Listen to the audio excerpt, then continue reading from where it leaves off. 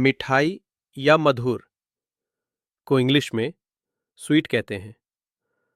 पसीना को इंग्लिश में स्वेट कहते हैं। मापना को इंग्लिश में मेजर कहते हैं। पलक को इंग्लिश में आईलिड कहते हैं। पलक झपकना को इंग्लिश में ब्लिंक कहते हैं। तुरंत को इंग्लिश में इमीडिएटली कहते हैं।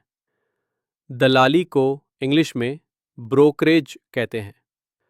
आयोग को इंग्लिश में कमीशन कहते हैं। प्रतिक्रिया को इंग्लिश में रिस्पॉन्स कहते हैं। विध्वंसक को इंग्लिश में डिस्ट्रॉयर कहते हैं।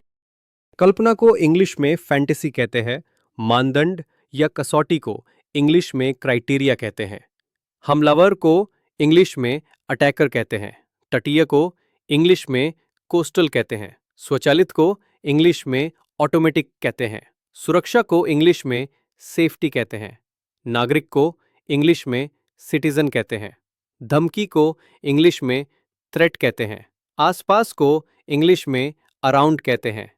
घटना को इंग्लिश में इंसिडेंट कहते हैं। अजीब को इंग्लिश में वियर्ड कहते हैं। सहायता को इंग्लिश में असिस्टेंस कहते हैं। संपर्क को इंग्लिश में कांटेक्ट कहते हैं। संचार को इंग्लिश में कम्युनिकेशन कहते हैं। स्थापित करना को इंग्लिश में एस्टैब्लिश कहते हैं। कथन को इंग्लिश में स्टेटमेंट कहते हैं। असमर्थ को इंग्लिश में अनेबल कहते हैं। तैनात करना को इंग्लिश में डिप्लॉय कहते हैं। संगम या मिलाप को इंग्लिश में कॉन्फ्लुएंस कहते हैं। डर को इंग्लिश में फियर कहते हैं। सौदागर को इंग्लिश में मर्चेंट कहते हैं।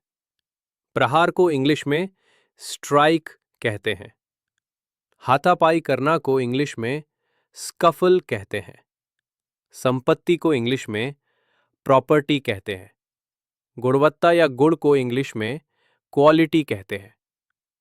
गुमराह करना को इंग्लिश में मिसलीड कहते हैं। प्रचलित को इंग्लिश में प्रिवेलेंट कहते हैं।